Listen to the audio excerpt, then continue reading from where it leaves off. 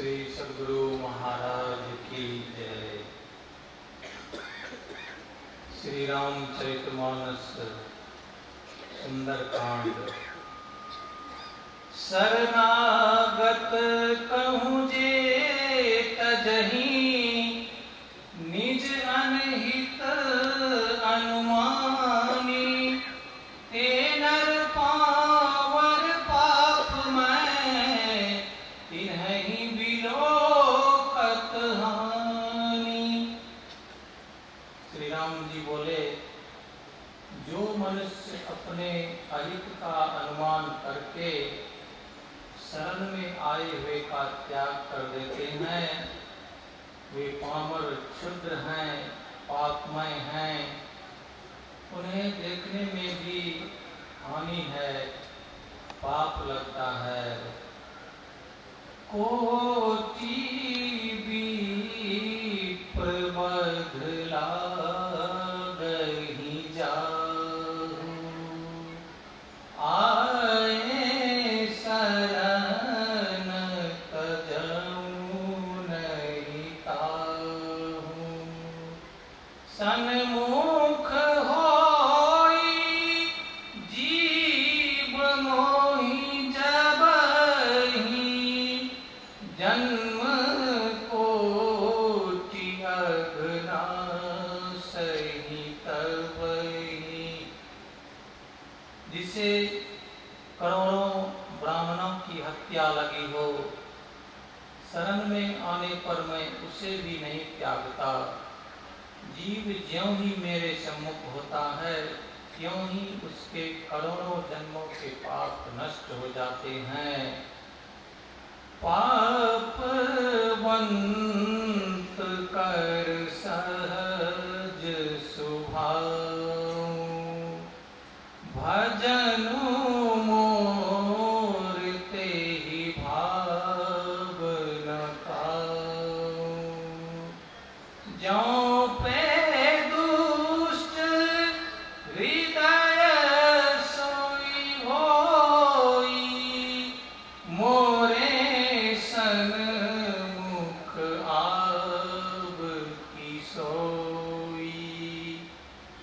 पापी का यह सहज स्वभाव होता है कि मेरा भजन उसे कभी नहीं सुहाता। यदि वह रावण का भाई निश्चय ही दुष्ट हृदय का होता, तो क्या वह मेरे सम्मुख आ सकता था। निर्मल मन जन सो मोहि पावा, मोहि कपट छल छिद्र न भावा। भेद लेन पठवा 10 सीसा, तबहु न कछु भय हानि कपीसा। जो मनुष्य निर्मल मन का होता है, वही मुझे पाता है। मुझे कपट और छल छिद्र नहीं सुहाते। यदि उसे रावण ने भेद लेने को भेजा है, तब भी हे सुग्रीव, अपने को कुछ भी भय या हानि नहीं है। जग महु सखा निशाचर जेते, लक्ष्मण हनई निमिष महु तेते। ज्यों सभीत आवा शरणाई, रखिहु ताहि प्राण की नाई। क्योंकि हे सखे, जगत में जितने भी राक्षस हैं, लक्ष्मण क्षण भर में उन सबको मार सकते हैं। और यदि वह भयभीत होकर मेरे शरण आया है, तो मैं उसे प्राणों की तरह रखूंगा। उभय भाकीटे हुआ नहु हंसी कह कृपा निकेत जय कृपाल कही कपि चले अंगद हनु समेत जय कृपाल कही कपि चले अंगद हनु समेत। कृपा के धाम श्री राम जी ने हंसकर कहा, दोनों ही स्थितियों में उसे ले आओ। तब अंगद और हनुमान सहित सुग्रीव जी कृपालु श्री राम जी की जय हो पढ़ते हुए चले। श्री सद्गुरु महाराज की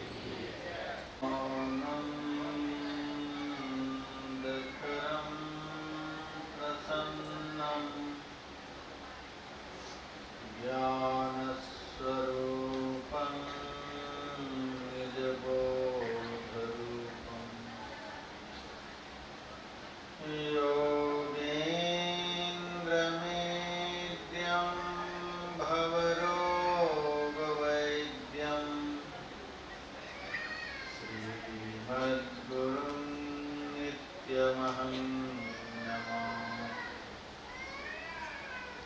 यस्याङ्घ्रिपङ्कजपराग परप्रभावात् भूत्वा कृतिमतां श्रुतिमाचराम् तं सद्गुरुं सततसर्वसुखं सदग्र्यं वन्दे सदा विमलबोधघनं विचित्रम् वन्दो गुरुपदकन्दकृपासिन्धुनररूपहरि महामोहतमपुञ्ज दासवचनरविकर्णिकर मेरा मुझ में कुछ नहीं, जो कुछ है सब तोर तेरा तुझको सौंपते क्या लगेगा।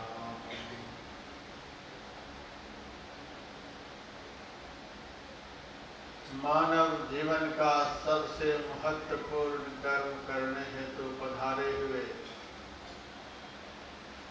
सत्संग प्रेमी सज्जन वृंद, माताओं तथा बहनों,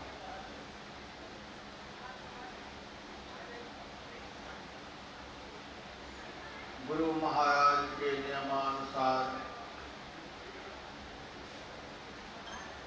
मैं भी आप लोगों की सेवा में श्री रामचरितमानस का पाठ करके सुनाया गया।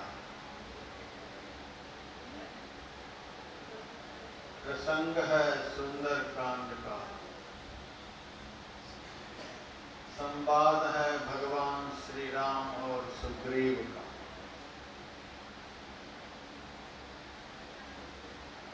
प्रतिपाद्य विषय है आत्मा और परमात्मा का मिलन।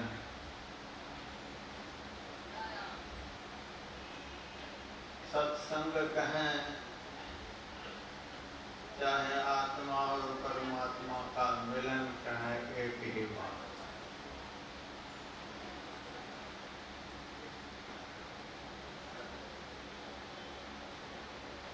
त्रिकाल बाधित तत्व को सत कहते हैं।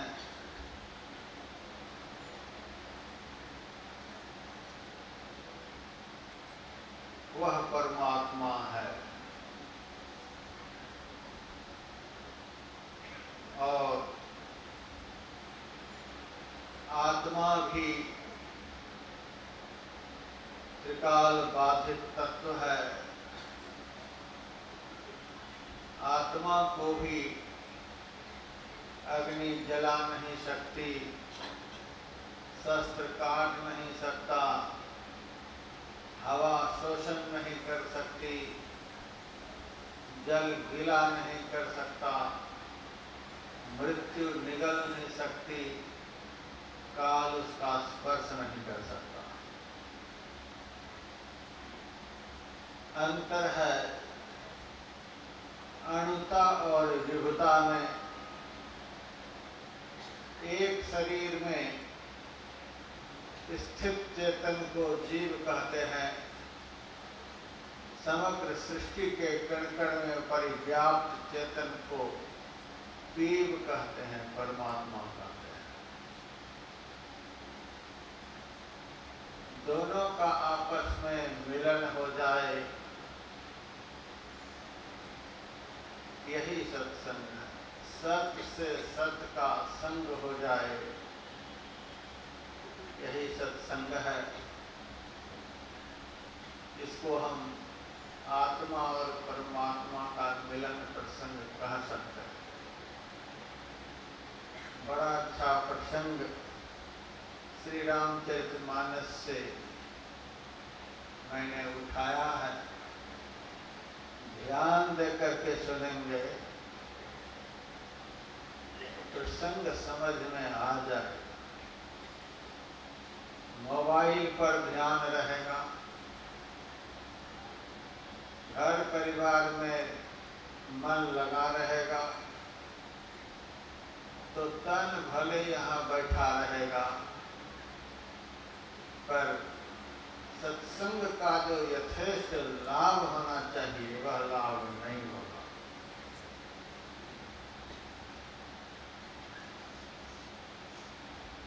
विभीषण जी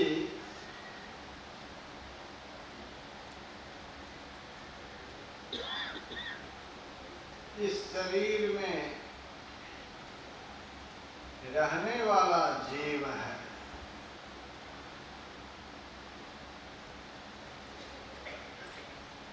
शरीर संसार के समुद्र से परे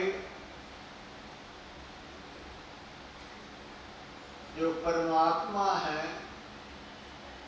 वे ही भगवान श्री राम हैं। विभीषण जी भगवान का दर्शन करने के लिए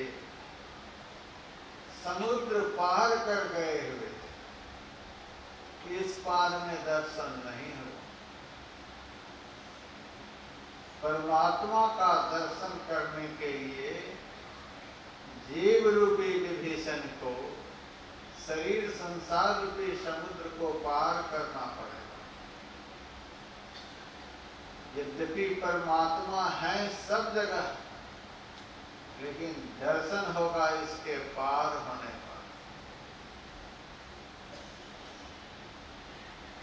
जब तक शरीर में आसक्ति रहेगी, जब तक संसार में आसक्ति रहेगी, तब तक सब जगह रहते हुए भी परमात्मा का दर्शन कहीं भी नहीं होगा। जब शरीर की आसक्ति समाप्त हो जाएगी, संसार के व्यक्तियों और वस्तुओं की आसक्ति समाप्त हो जाएगी, इस निरासक्त भाव के उदित होने पर आप जहां भी देखेंगे वहां परमात्मा ही दिखेगा, फिर संसार नहीं दिखेगा।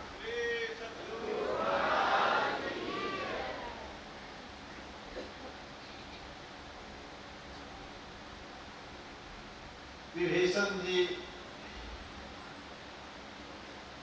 इस शरीर रूपी लंका में रहने वाले जीव हैं। परमात्मा ही राम है।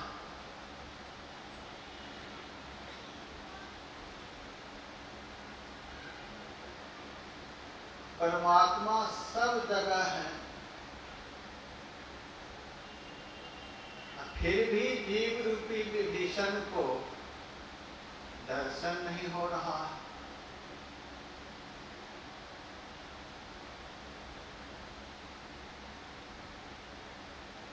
छटपटा रहा है, आकुल व्याकुल हो रहा है, दर्शन हो जाए, लेकिन दर्शन नहीं हो रहा है। तो दर्शन होगा कैसे? यही प्रसंग है विभीषण जी लंका नगरी में प्रधानमंत्री के पद पर थे।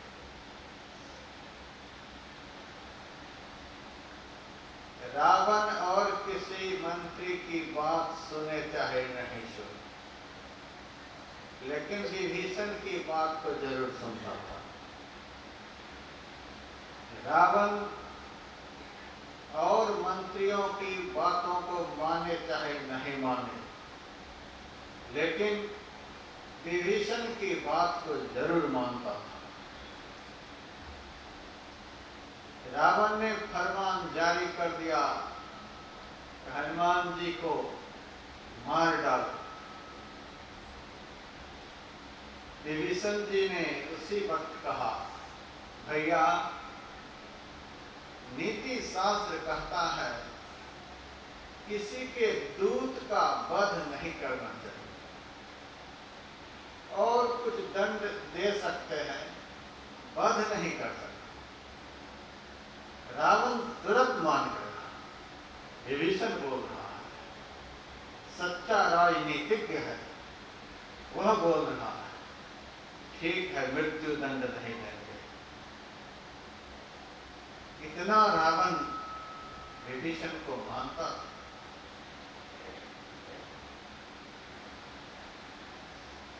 रावण ऐसे दुर्धर्ष वीर का वह भाई था।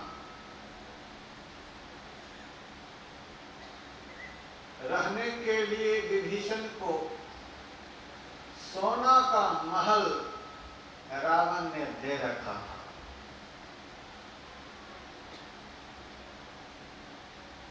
अपनी शादी जिस दिन उन्होंने की, ठीक उसके दूसरे दिन ही अपनी पत्नी के समान ही सुंदरी शर्मा नामक कन्या के साथ उनका विवाह कर दिया था। अपना भले वो राम को नहीं मानता था, भगवान को नहीं मानता था, लेकिन पुराणों में लिखा हुआ है विभीषण जी के लिए रसातल से उन्होंने भगवान की प्रतिमा को ला करके दिया था। विभीषण तू अपने भगवान की पूजा कर, हमें कोई एतराज नहीं। इतना विभीषण जी से प्रेम था।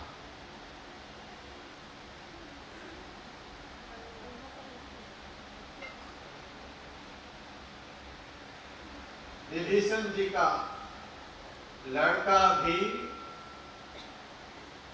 रावण के लड़के से कम नहीं।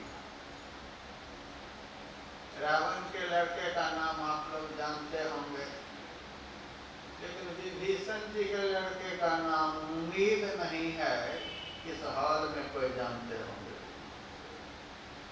जानते हैं? कोई बतला सकते हैं? नहीं जानते होंगे, लेकिन आज मैं जना देना चाहता हूं। विभीषण जी के लड़के का नाम था वीरबाहु। इतना बड़ा बलवान था कि भगवान राम के भी हौसले पस्त हो गए थे उनसे लड़ते लड़ते।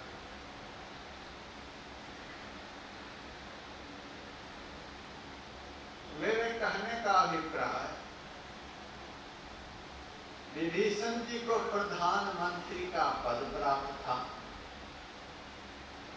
रहने के लिए सोना का महल मिला हुआ था, परम सुंदरी स्त्री शर्मा मिली हुई थी। विभीषण जी की पत्नी का नाम शर्मा और बेटा का नाम बतला ही दिया। इतना बलवान बेटा मिला हुआ था। पूजने के लिए ठाकुरबाड़ी में भगवान मिले हुए। लंका नगरी में विभीषण जी की आराधना उपासना के लिए रावण ने ठाकुरबाड़ी बना दिया था। रामायण में लिखा हुआ है, हरि मंदिर तथा भिन्न बना। अपने घर से थोड़ी दूरी पर भगवान का मंदिर उन्होंने बना रखा था और उस मंदिर के पुजारी के पद पर विभीषण को रखा था। किसी भी प्रकार की सुविधाओं में कोई कमी नहीं। इतना रहने पर भी विभीषण जी को लंका में आनंद नहीं मिल रहा, सुख नहीं मिल रहा, शांति नहीं मिल रही। हनुमान जी के लंका पहुंचने पर विभीषण जी ने कहा था, जिमी 10 नभी महु जीभ विचारी। जैसे 32 दांतों के बीच में जीभ रहती है, उसी तरह से हे विभीषण मैं इस नगरी में रहा।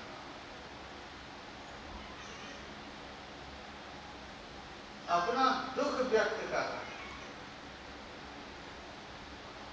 प्रधानमंत्री का पद प्राप्त हो, फिर भी वह आदमी कहे मैं दुखी। इससे सिद्ध होता है कि दुनिया का कितना भी बड़ा पद प्राप्त हो जाए, राम का दर्शन हुए बगैर किसी को सुख नहीं मिल सकता। श्री सद्गुरु महाराज की जय। कितनी भी सुंदरी पत्नी मिल जाए, परंतु राम के दर्शन के बिना आनंद नहीं प्राप्त हो सकता है। कितना भी सुंदर महल मिल जाए, लेकिन राम के दर्शन के बिना आनंद नहीं प्राप्त हो सकता है।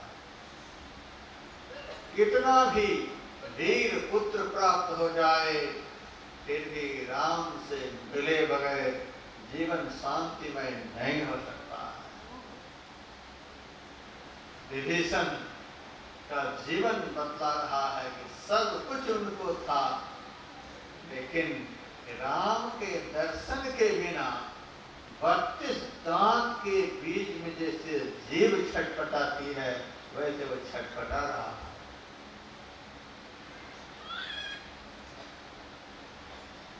शायद आप लोगों को भी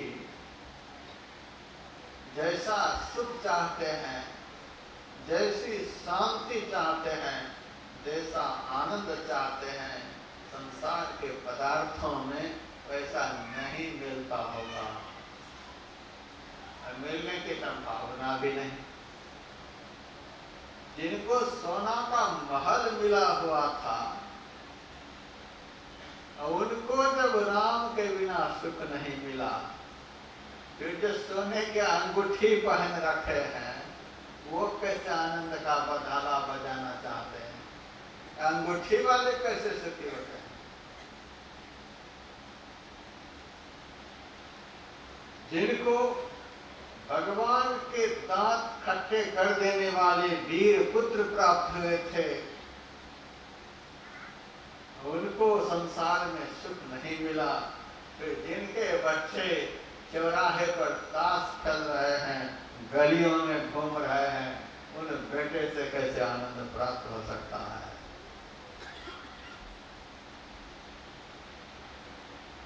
जिनको प्रधानमंत्री का पद प्राप्त था, उनको राम के बिना आनंद नहीं प्राप्त हुआ।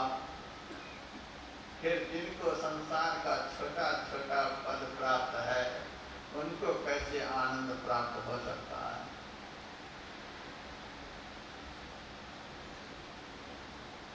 कितना बड़ा साम्राज्य विभीषण को प्राप्त, लेकिन राम के बिना वह छटपटा रहा था।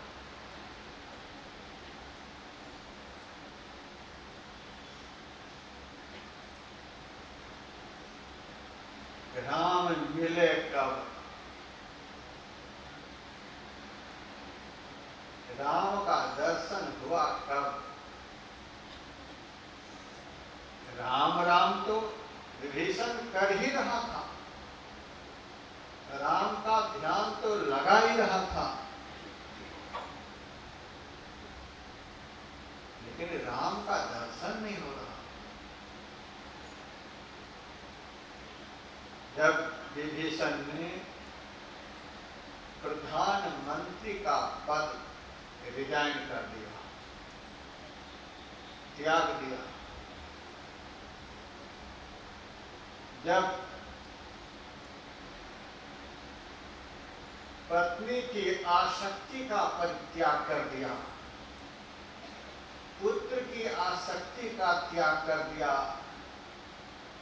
सोने के महल की आसक्ति का त्याग कर दिया, शरीर रूपी लंका नगरी की आसक्ति का त्याग कर दिया, जब संसार के समग्र वस्तुओं और व्यक्तियों का आकर्षण का परित्याग कर दिया,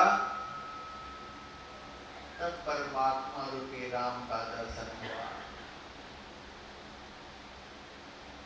हम राम राम तो करते हैं, गुरु के बतलाए हुए नाम का जप तो करते हैं, लेकिन आसक्ति छोड़ने का नाम, आसक्ति के कारण नाम का सिमरन राम तक हमें पहुंचने नहीं दे रहा। एक सत्संगी को मैंने देखा, ध्यान पर बैठा हुआ है, जाप भी करता ही होगा, तुरंत अमेरिका से फोन आया,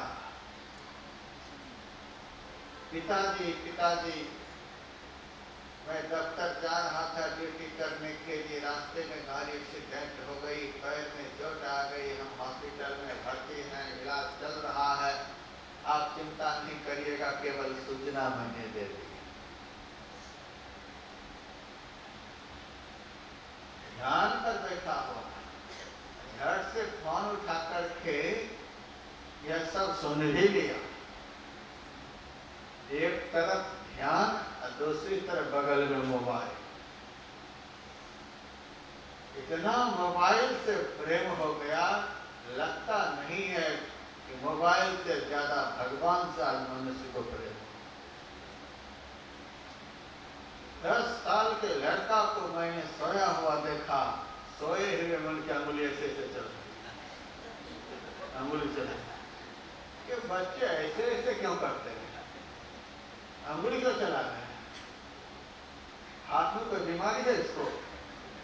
माता पिता ने कहा महाराज बीमारी तो नहीं है, लेकिन मोबाइल की बीमारी है, दिन भर जो बटन पे ऐसे करते रहते हैं, वही स्वप्न में भी चलता है। देख कितनी आसक्ति है मोबाइल, और पढ़ने के लिए कहो तो सिर गर्म हो जाए।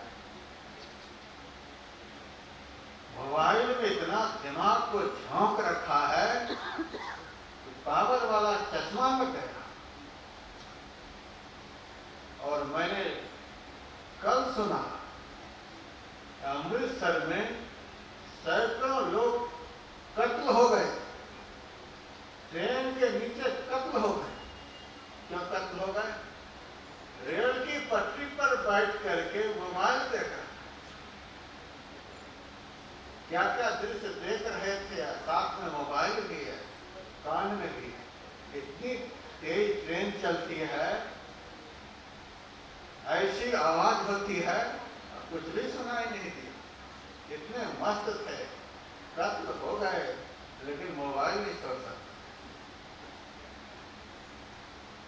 बड़े बड़े लोग तो छोड़ भी देते हैं, कि ठेला चलाने वाले नहीं छोड़ सकते।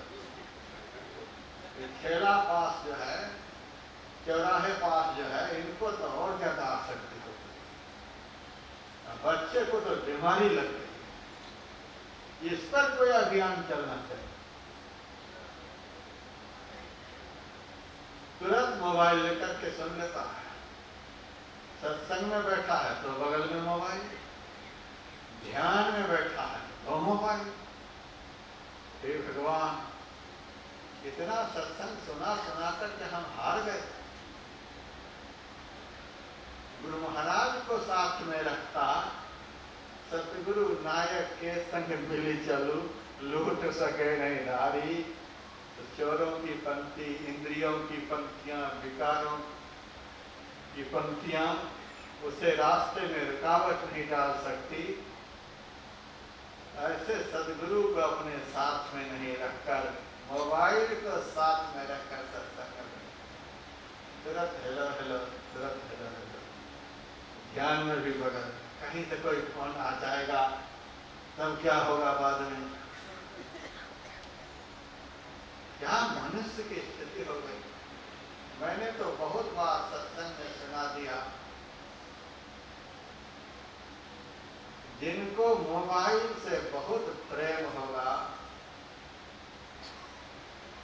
उनको गुरु के बतलाए हुए नाम के सुमिरन में कभी प्रेम नहीं होगा।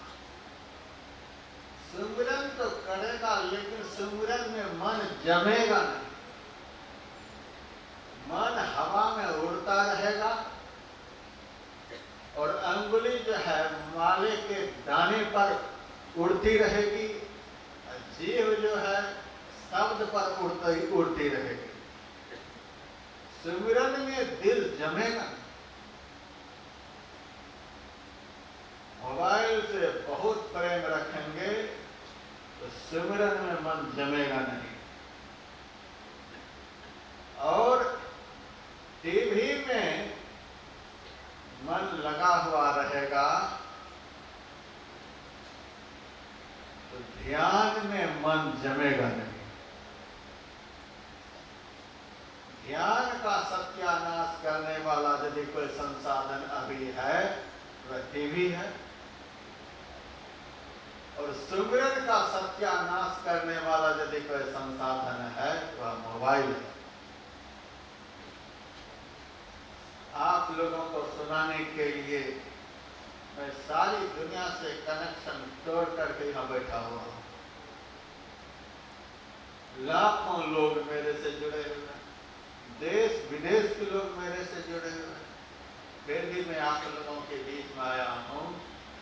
हमारी जेब बिल्कुल खाली है, मोबाइल लेकर के यहाँ नहीं आया। मैं आप लोगों के लिए सारी दुनिया से कनेक्शन तोड़ सकता हूँ, और आप लोग अपने गुरुदेव के दर्शन के लिए 2-4-10 परिवार वालों से कनेक्शन नहीं तोड़ सके। ध्यान में दर्शन कैसे होगा, सुमिरन में मन कैसे जमेगा।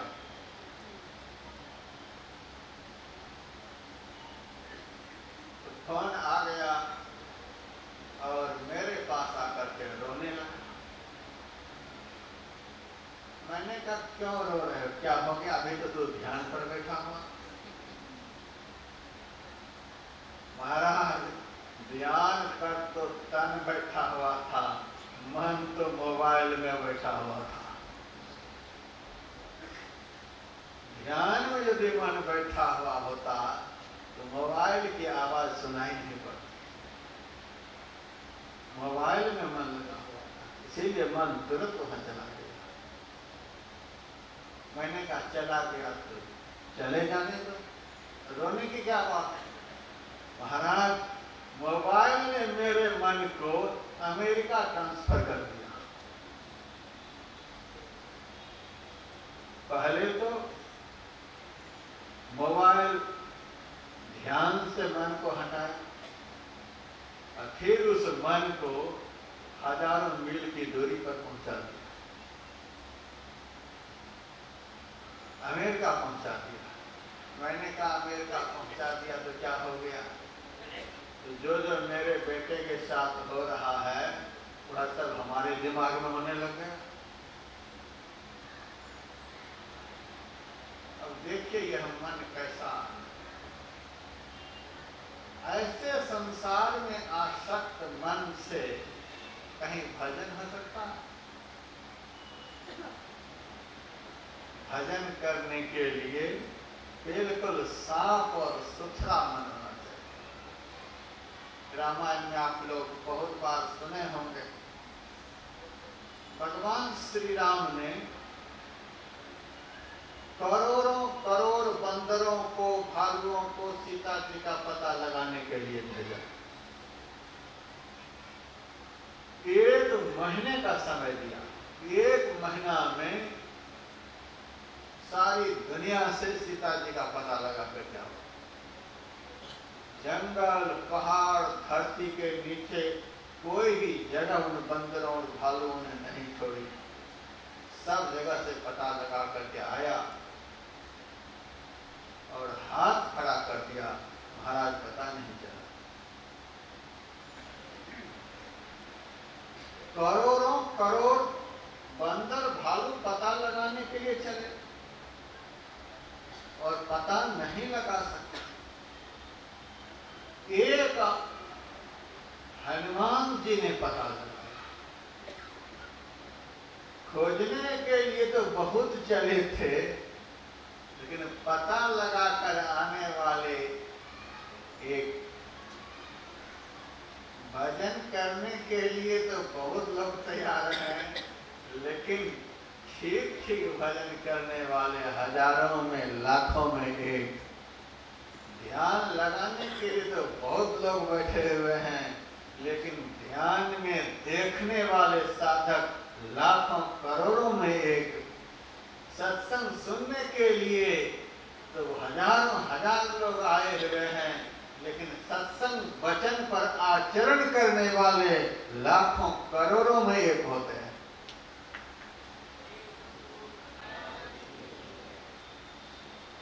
हनुमान जी ने पता लगा लिया।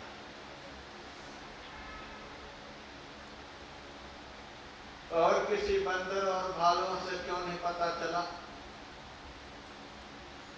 मैंने बहुत बार इस प्रसंग पर आप लोगों को सुनाया है। रामायण में तुलसीदास जी महाराज ने एक जगह पर राम को ज्ञान बतलाया है,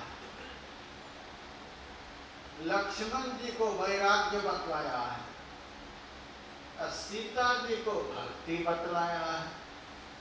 भगत ज्ञान वैराग्य जनु सोहत धरे शरीर, रामायण में लिखा हुआ है।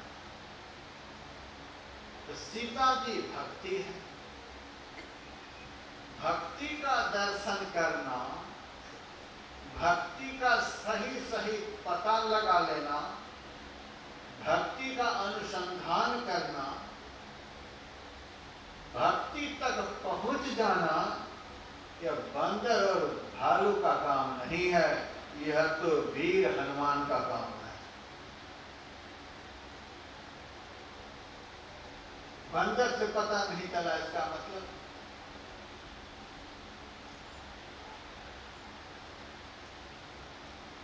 रामायण बाहर बाहर से ऐतिहासिक ग्रंथ मालूम पड़ता है, लेकिन भीतर जब झांकेंगे तो पता चलेगा बड़ा ही रहस्यमय ग्रंथ है। संतों ने हमारे अंदर जो हमारा मन है, उस मन को ही बंदर बतलाया है।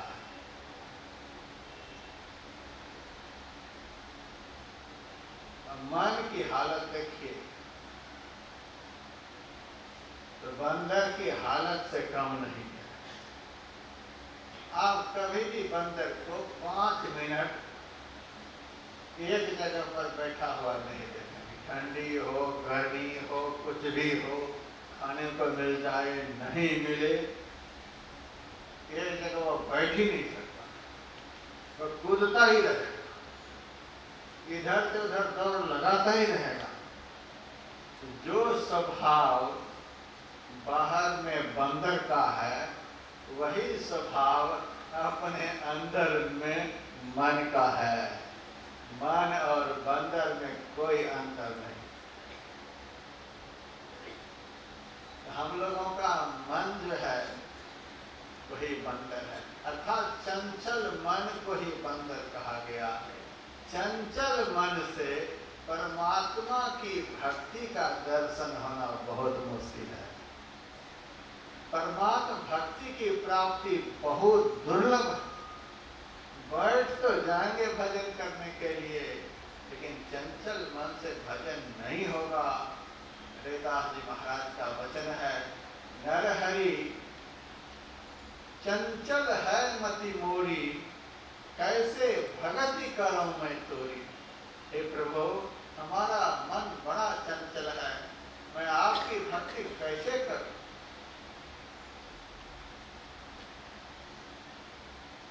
भजन होता है स्थिर मन से, निग्रहित मन से, शांत मन से, चंचल मन से दुनिया का काम हो जाएगा, लेकिन भजन का काम नहीं होगा। हमारा चंचल मन ही बंदर है। और भालू, मैंने तो बहुत भालू को हिमालय में देखा है, और आप लोग भी जहां कहां देखे होंगे। जहां भी आप भालू को देखे होंगे, भालू का रंग प्रायः काला ही होता है। ऐसे कहीं चितकबरा दिख जाए तो दिख जाए, करोड़ों अरबों में एकाध भालू सफेद रंग का दिख जाए तो दिख जाए, नहीं तो प्रायः भालू का रंग काला ही होता है। क्या मतलब हुआ?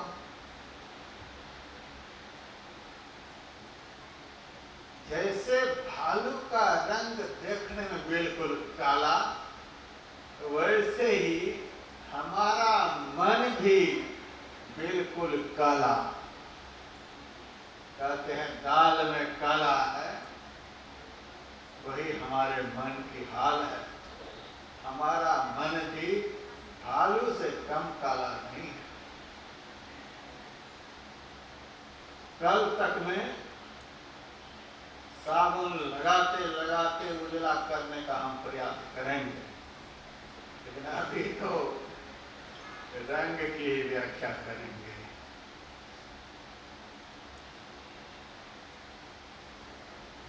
काला मन से भी परमात्मा की भक्ति नहीं हो सकती। परमात्मा की भक्ति करने के लिए तो बिल्कुल उजला मन चाहिए। उजला मन से तात्पर्य निर्मल मन चाहिए।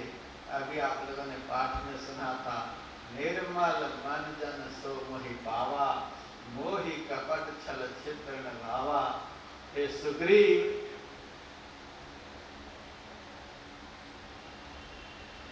भजन करना और बात है, सत्संग में बैठना और बात है, तीर्थ में जाना और बात है, जितने भी सब कर्म सत्कर्म है यह सब करना और बात है, लेकिन मुझे पा लेना यह और बात है।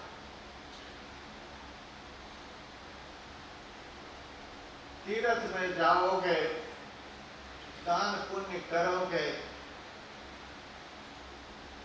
हमें खुशी होगी। दान करना एक सद्गुण है। अच्छा काम कोई करता है, भगवान को खुशी होती है। उपवास करोगे, भगवान कहते हैं एक दिन भी तो कम से कम हमारे लिए उन्होंने भोजन का त्याग किया, इतने से भगवान को खुशी होती है। यज्ञ करोगे तो कुछ भी तो मेरे नाम पर स्वाहा किया, भगवान को थोड़ी खुशी होती है। जितने भी शुभ कर्म सत्कर्म है, उसके करने से भगवान कहते हैं मुझे प्रसन्नता होती है, खुशी होती है। लेकिन सुनो, प्रसन्न होना कुछ और बात है और मुझे पा लेना यह कुछ और बात है। मुझे खुश कर लेना यह और बात है और मेरा प्रत्यक्ष दर्शन कर लेना यह कुछ और बात है। जितने भी शुभ कर्म सत्कर्म हैं, इसके करने से मैं खुश होता हूँ, प्रसन्न होता हूँ। यदि कोई भक्त अपने घर में बैठकर भजन करके अपने मन को निर्मल बना लेता है, तो घर में बैठे मैं उनको दर्शन दे देता हूँ। घर बैठे वह मुझे प्राप्त कर सकता है। मेरी प्राप्ति के लिए संसार में जितने भी संसाधन बतलाए गए हैं, जितने भी शुभ कर्म सत्कर्म बतलाए गए हैं, उनमें से सर्वश्रेष्ठ संसाधन, सबसे श्रेष्ठ सत्कर्म मन की निर्मलता है, मन की पवित्रता है। मन पवित्र हो जाए, दर्शन होने में एक क्षण का भी विलंब नहीं होगा। भगवान का आश्वासन है निर्मल मन जन सो मोहि पावा। ये सुग्रीव जिसका मन निर्मल है वह मुझे प्राप्त कर लेता है। सुग्रीव से पता नहीं चला और भी बंदर भालू से पता नहीं चला, इसका मतलब चंचल मन से भक्ति नहीं हो सकती। जिसके मन में कला है, जिसका मन मलिन है, तो मलिन मन से भी भक्ति का दर्शन नहीं होगा। श्री सतगुरु महाराज की जय। भक्ति का आडंबर तो कर लेंगे लेकिन भक्ति नहीं होगी। लोग कहते हैं हम तो भक्ति बहुत करते हैं, भक्ति बहुत करते हैं, सुबह में भी भजन कर लेते हैं, दोपहर में भी कर लेते हैं, शाम में भी कर लेते हैं, करते ही रहते हैं। करते रहिए, क्या भक्ति नहीं है?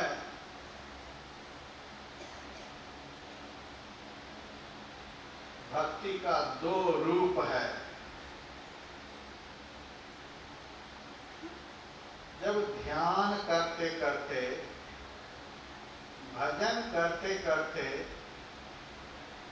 अंदर में प्रकाश का दर्शन हो जाए, तब समझिए हमने भक्ति का दर्शन कर लिया। जैसे आदमी का रूप होता है, काला, गोरा, चित कपड़ा, बहुत तरह के रूप होते हैं, उसी तरह से भक्ति का भी रूप है। भक्ति का दो रूप है, प्रकाश और शब्द। जब अंदर में प्रकाश का दर्शन हो जाए तब समझिए कि भक्ति का दर्शन हुआ। और हनुमान जी को कहाँ भक्ति का दर्शन हुआ, कहाँ सीता का दर्शन हुआ? आज्ञा चक्र रूपी अशोक वाटिका के अंदर। अशोक का अर्थ होता है जहाँ शोक नहीं, जहाँ कोई चिंता नहीं, जहाँ कोई व्यथा नहीं। हमारे अंदर दोनों आंखों के ठीक मध्य में 10वां द्वार है। उस 10वां द्वार को ही अशोक बतलाया गया है। वहां जब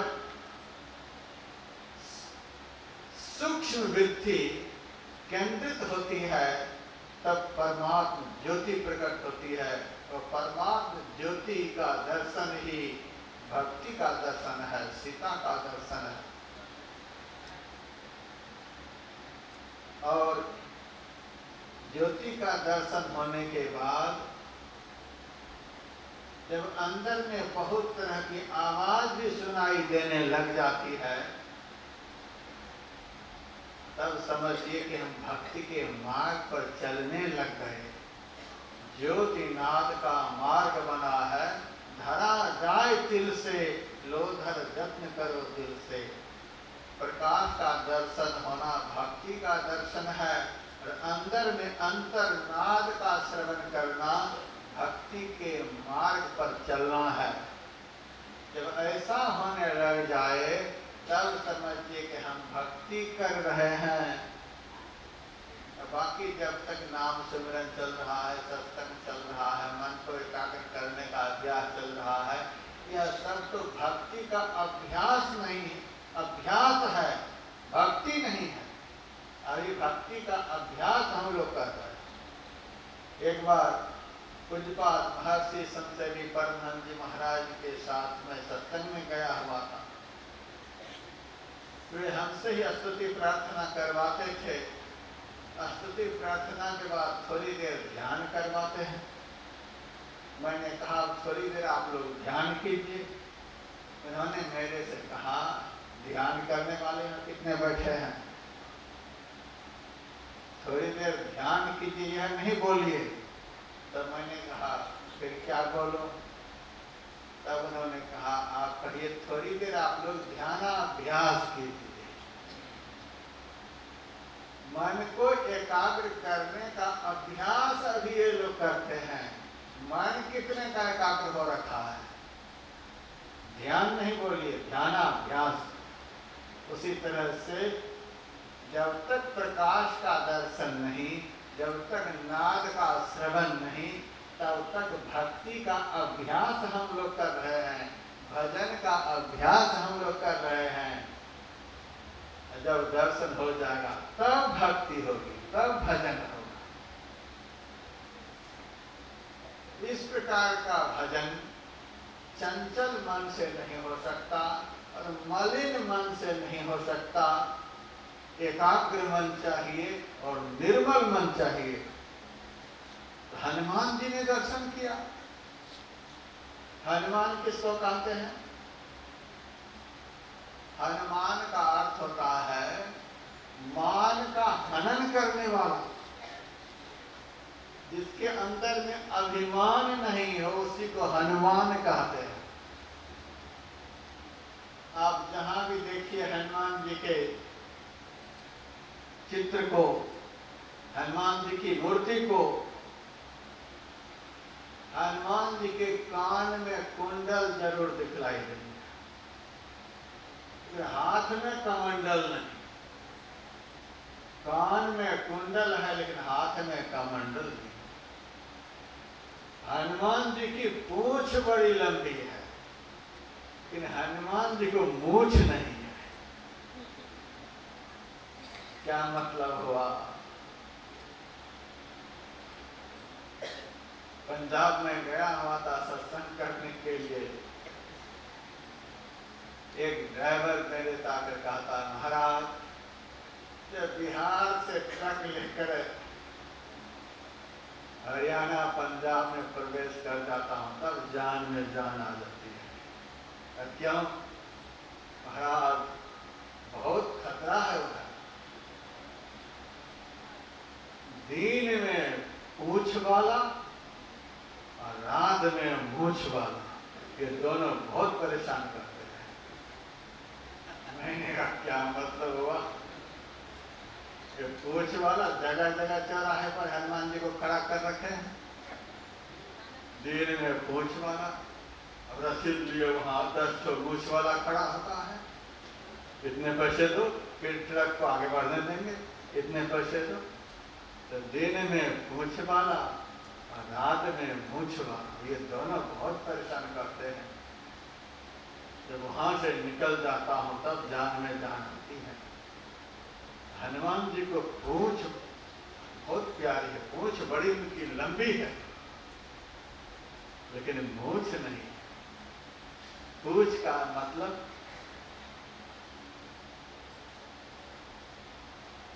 आप लोग आम भाषा में बोलते, इस आदमी की बहुत दूर तक पूंछ है, ऊपर तक पूंछ है। पूंछ का एक अर्थ होता है प्रतिष्ठा। इस आदमी की बड़ी पूंछ है, बहुत बड़ी प्रतिष्ठा है। हनुमान जी के अंदर अपनी प्रतिष्ठा का अभिमान है।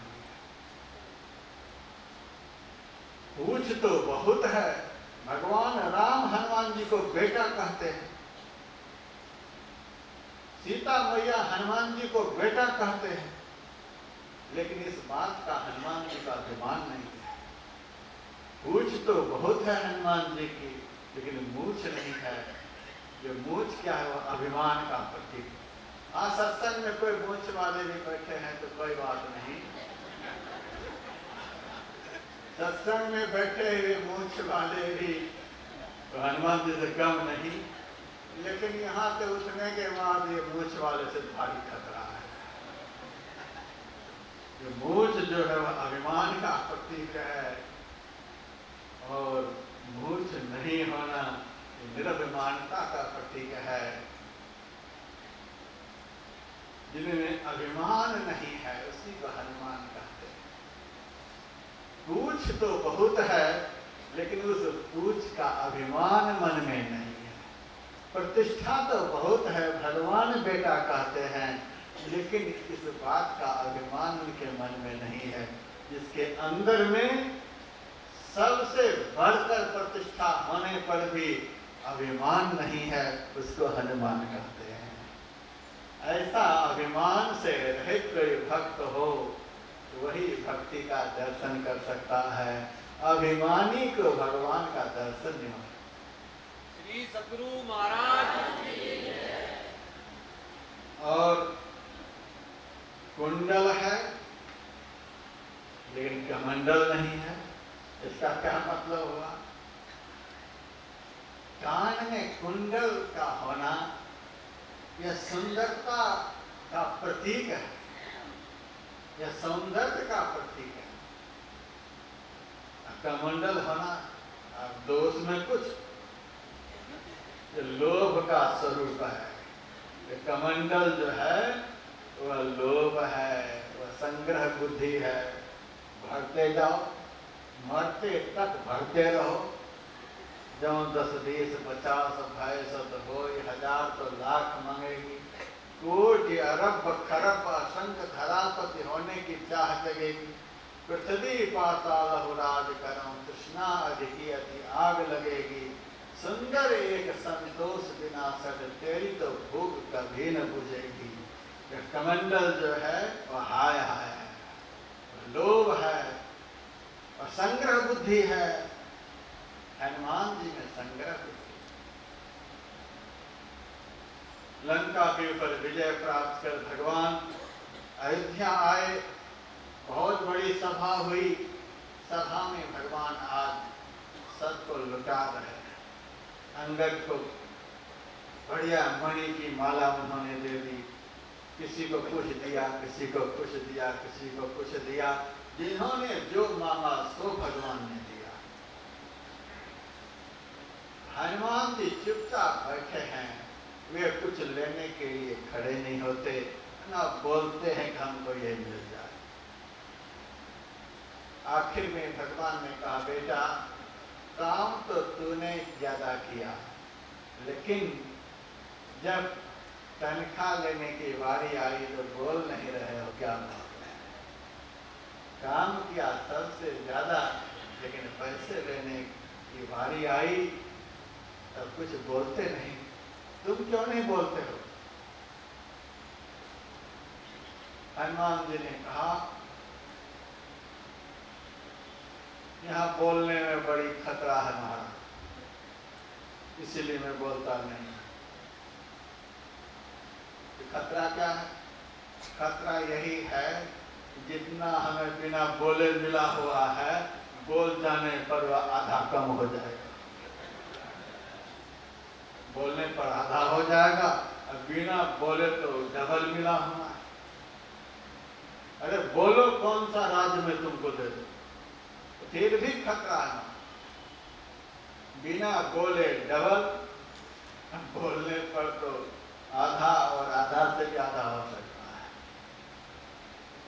सब चकित हो रखे हैं। इन्होंने मांगा कुछ भी नहीं, कहीं का राज नहीं मिला, कोई गांव नहीं मिला, कुछ भी नहीं मिला है, फिर भी कहते हैं हमको बहुत मिला हुआ है, बोलने से आधा हो जाएगा। क्या मिला? सबके अंदर की बात को जानकर भगवान कहते हैं, अरे हनुमान, तुमको तो मैंने कुछ भी नहीं दिया, तो तुम कहते बहुत मिला हुआ है, बोलूंगा तो आधा हो जाएगा। तो दिया कहाँ, ज्यादा हो जाएगा। महाराज मिला हुआ है तो क्या मिला? हनुमान जी ने कहा, आप बहुत खुश हो जाएंगे, तो मथुरा नगरी का राजा हमको बना देंगे, अयोध्या का राजा बना देंगे, स्वर्ग का राजा बना देंगे, वैकुंठ का राजा बना देंगे। स्वर्ग जो है वह एक पद है, कहते स्वर्ग का पद प्राप्त हुआ, वैकुंठ का पद प्राप्त हो गया, मोक्ष पद प्राप्त हुआ, अयोध्या का पद प्राप्त हुआ। ये जितने भी हैं सब एक पद है। लेकिन महाराज हमको तो पहले से ही आपके दोनों पद प्राप्त है। श्री सतगुरु महाराज की बड़ भागी अंगद हनुमाना, चरण कमल चापत विधि नाना। चरण को भी तो पद कहा जाता है। आपके दोनों पद की सेवा हमें पहले से ही प्राप्त है। यदि और पद मैं प्राप्त करूंगा, इस पद को हमें छोड़कर जाना पड़ेगा। तो 2 पद को छोड़कर 1 पद के लिए मैं क्यों जाऊं? हमें दोनों पद पहले से ही प्राप्त है। देखिए, हनुमान जी को कुंडल है लेकिन कमंडल नहीं, लोभ नहीं। सबको लोभ है। भगवान ने सबको दिया, लेकिन हनुमान जी कुछ भी नहीं दिए। कमंडल नहीं है, जिसके अंदर में लोभ वृत्ति है, मांगने की प्रवृत्ति है, वह तो भजन में आगे बढ़ ही नहीं सकता, भजन का दर्शन कर ही नहीं सकता। मैं जब गुरु महाराज के सामने गया हुआ था, 15 साल की हमारी उम्र थी, घर छोड़कर गुरु महाराज की शरण में गया था। हमारे मन में हो रहा था, साधु जीवन में आ गया हूँ, अब हमारा जीवन कैसे चलेगा।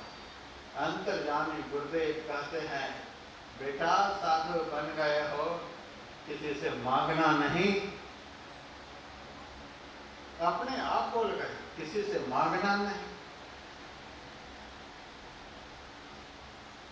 मैंने उसी दिन निश्चय कर लिया, रोटी मिले चाहे नहीं मिले, आश्रम कहीं बने चाहे नहीं बने, कुछ हो चाहे नहीं हो, ज्यादा आदेश का पालन नहीं कर सकूंगा। कम से कम गुरुदेव ने जो कहा है कि साधु का बाना पहने हो, किसी से मांगना नहीं, तो कम से कम इस आदेश का पालन तो जीवन में होना ही चाहिए, मांगना नहीं। मेरे मन में हुआ, साधु को तो बिना मांगे भी लोग देखा है, भिखमंगा को देने में तो थोड़ा सा आदमी इतराता ही है, लेकिन जब समाज को पता चल जाता है कि अब मांगने वाला नहीं है, तो भिखमंगा को जितना दिया जाता है उससे बहुत गुना अधिक बढ़ चढ़कर उसको लोग देता है। जब बच्चे मांगने लग जाते हैं तब माता पिता देने में थोड़ा सा घबराने लग जाते हैं। जब तक बच्चे चुपचाप पलंग पर लेटे रहते हैं तब तक पूरे परिवार की चिंता रहती है उसके ऊपर, कब दूध पिलाना है, कब स्नान कराना है, कब कपड़े देने हैं, कब क्या करना है, कब क्या करना है। तो बेटा मांगना नहीं। तो मेरे मन में हुआ, बिना मांगे यदि कोई दे देगा तो मन में होता है, हमें भगवान का दर्शन हो चाहे नहीं हो, भगवान मिले चाहे नहीं मिले, लेकिन इस बात से हमारा हृदय बड़ा संतुष्ट है, हमें भगवान का दर्शन किए हुए संत जीवन में मिले हैं। भगवान का दर्शन किए हुए संत का मैंने दर्शन किया, इस बात का दृढ़ विश्वास है। आज भगवान मिले, कल मिले, 100 जन्म के बाद मिले, कोई फिक्र नहीं है। गुरु महाराज ऐसे पहुंचे हुए संत मिल गए हैं, मैं निश्चिंत होकर के रहता हूं। संत जो होते हैं वे अंतर्यामी होते हैं, उनको बतलाना नहीं पड़ता, उनके सामने बोलना नहीं पड़ता। मन में हुआ, बिना मांगे यदि कोई दे देगा फिर क्या होगा। तब गुरुदेव अपने आप बोलते हैं, बिना मांगे यदि आ जाए तो उसे रखना नहीं, किसी से मांगना नहीं, मांगे बिना यदि मिल जाए तो उसे रखना नहीं।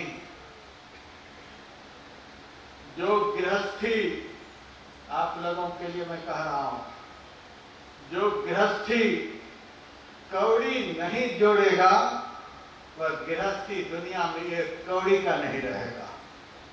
आप लोगों को मैं जमा करने के लिए कह रहा हूं, आप लोग यदि जमा नहीं किए होते इतना सुंदर सत्संग का आयोजन आज यहाँ कैसे होता। आपके संग्रहित कौड़ी का यह दर्शन हो रहा है। जो गृहस्थी कौड़ी नहीं जोड़ेगा वह गृहस्थी एक कौड़ी का नहीं रहेगा, और जो साधु कौड़ी जोड़ेगा वह साधु एक कौड़ी का नहीं रहेगा। श्री सतगुरु महाराज की जय। साधु बनकर कौड़ी जोड़े और एक कौड़ी का साधु नहीं रहेगा। लेकिन समाज के लोगों की आंख की पट्टी उस दिन खुलती है जब समाज में उस साधु की सारी फजीहती हो जाती है। उस दिन वह पश्चाताप करता है कि हाँ कि कौड़ी जोड़ने वाले के पीछे पड़कर आज हम दुनिया में एक कौड़ी के भक्त नहीं रह गए। आज बहुत जगह पंजाब जाता हूँ, हरियाणा जाता हूँ, अदर स्टेट में जाता हूँ, तो बहुत भक्त पश्चाताप करते, महाराज किसकी पूंछ पकड़े घूम रहे थे, आज उनकी ये दशा है। मैंने कहा इस कौड़ी जोड़ने वाले को यदि पहले ही छोड़ दिए होते, आज आप एक कौड़ी के नहीं होते, आप मूल्यवान भक्त होते। बेटा बिना मांगे मिल जाए उसे रखना नहीं। त्याज्यम सदा किम कनकम च कांता, श्राव्यम सदा किम गुरुवेद वाक्यम, शंकराचार्य का वचन है। सदा सुनने के योग्य क्या है, गुरु और वेद का वचन। त्यागने के योग्य क्या है, साधु के लिए कंचन और कामिनी। इसका यदि जीवन में त्याग हो जाए तो हजारों उल्लू दुनिया में कूदते रहेंगे, लेकिन उनका ज्ञान का प्रकाश सूरज की तरह दुनिया में सदैव चमकता रहेगा। साधु की महिमा त्याग में है। हनुमान जी के पास कुंडल है लेकिन कमंडल नहीं है, संग्रह बुद्धि नहीं। और कुंडल का मतलब सौंदर्य का प्रतीक। कि बंदर सुंदर कैसे हो गया?